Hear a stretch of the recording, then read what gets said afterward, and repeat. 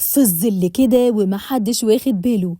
أحداث القصة اللي هحكيها لكم النهاردة حصلت بجد في الواقع، فتخيل بقى إن كل حاجة هتسمعها في الحلقة دي حصلت زي ما هحكيها لك بالظبط. بطل قصتنا اسمه الشيخ صالح، والشيخ صالح كان عالم درس فقه ودين، وسافر بلاد كتيرة قوي علشان يعالج الناس، خصوصا اللي بيكون عندهم أمراض روحانية غريبة، وكان معالج بالقرآن الكريم.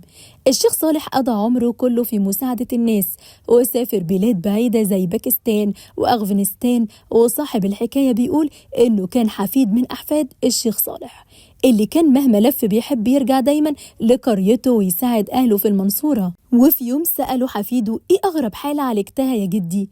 سكت الشيخ صالح وقال له: سؤالك المفروض يبقى إيه أغرب حالة ما عرفتش أعالجها. قال له حفيده: معقولة يا شيخ صالح في حالة ما عرفتش تعالجها؟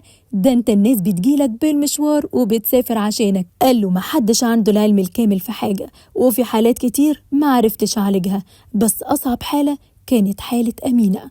سأله حفيده: أمينة مين؟ قال له: أمينة دي اللي هفضل لحد ما أموت مش قادر أنساها، ودايما حاسس بالذنب ناحيتها. قال له حفيده: لا احكي لي بقى. قال له: من 50 سنة كنت لسه في بداية شغلي، وفي يوم وانا خارج من الجامع قابلت صديق ليا. قال لي: يا شيخ صالح محتاج مساعدتك، في ست جايالك من مشوار بعيد طالبة مساعدتك وانا دلتها عليك. لقيت ست عجوزة واقفة بعيد عني بتعيط وبترتعش. قربت منها وقلت لها: ايه يا امي، في ايه خير؟ قالت لي: بنتي يا شيخ، بنتي بتروح مني. قلت لها: لا حول الله، مالها؟ قالت: عليها بسم الله الرحمن الرحيم، وكانت بتتلفت حواليها بطريقة غريبة. قلت لها: لا حول ولا قوة إلا بالله، إن شاء الله محلولة، كل حاجة ليها حل. قالت: لا إلا ده يا شيخ، إلا ده ملهوش حل. اتفقت أنا وصاحبي إننا نسافر معاها. كانت بلدها بعيدة عن بلدنا 1.5 ساعة، ووصلنا عند بيت قديم مبني من دور واحد في أرض زراعية.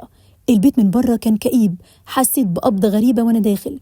كان باين انهم ناس على قد حالهم قوي. ولما دخلت الست العجوزة وقفنا بره انا وصديقي لحد ما اذنت لينا بالدخول. واول ما دخلت حسيت بحركة غريبة حواليا، والبيت كان مظلم رغم اننا في عز النهار.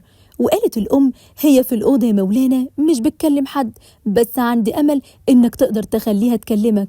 قلت لها: بعون الله. رجعت بعد شوية وقالت: اتفضل يا مولانا. دخلت الأوضة لقيت بنت شابة، بس عينيها كانت غريبة وكأنها ما نامتش بقالها أيام. قلت لها: سلام عليكم يا أخت أمينة. ما ردتش، شاردة وقاعدة على الأرض ساكتة. قلت لها: الحاجة والدتك قالت لي إنك عندك مشكلة، قولي لي يمكن نقدر نساعدك. سكتت ما ردتش وبص على الحيطة اللي قدامها. بدأت أقرأ آيات من الذكر الحكيم، ولسه بقول آية الكرسي الشريفة سمعت صوت راجل شاب بيكلم وأنا مش شايفه، وأمينة ساكتة خالص. وأول ما سمعت الصوت اترعشت. الصوت قال: انت فاكر اني مش مسلم زيك؟ انا زيك وبقرا قرآن ومؤمن بربنا. ساعتها اتأكدت ان دي فعلا حالة تلبس من جان، بس كنت عايز اعرف عنه اكتر. والغريبة انه مش بيتكلم من خلال أمينة، لا ده صوته كأنه في الأوضة ومش شايفينه. قلت له: طالما انت مسلم ومؤمن بربنا سيب البنت المسكينة في حالها. سكت شوية وقال: مش هسيبها ابدا، وجم قبلك كتير وعرفت امشيهم. قلت له: طيب انت عاوز منها ايه؟ قال: عاوز اتجوزها. قلت له: مفيش جواز بين الجان والبشر. ساعتها سمعنا صوت ضحكة غريبة واستعذنا بالله من الشيطان الرجيم، وقال: مش معنى انك ما شفتش يبقى تعرف كل حاجة، لو حطيتوها ورا باب ورا 100 زنزانة مقفولة ب100 قفل مش هسيبها. عرفت انها من اصعب حالات التلبس لانه من نفس الدين، وساعتها بيبقى خروجه صعب. قلت له: طيب قولي اسمك ايه؟ وده لأن جزء من علاج وخروج الجان إنك تعرف اسمه ومن أي قبيلة. قال: عايز تعرف اسمي علشان تعرف تمشيني؟ أو أنت فاكر كده؟